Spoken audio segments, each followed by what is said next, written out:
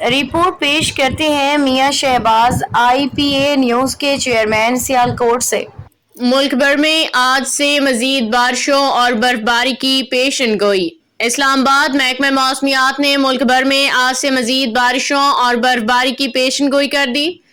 محکمہ موسمیات کے مطابق خیبر پختونخوا، بلوچستان، گلگت بلتستان اور کشمیر میں بارش اور برفباری کا امکان ہے۔ اسلام آباد، مری، گلیات میں بھی بارش اور برفباری متوقع ہے۔ اسی طرح پنجاب کے مختلف علاقوں میں بھی بادل برسیں گے۔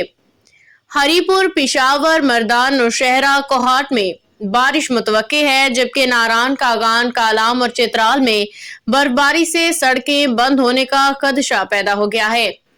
بلوچستان میں کلات، مستونگ، یوب، نوشکی اور کاران میں بارش متوقع ہے۔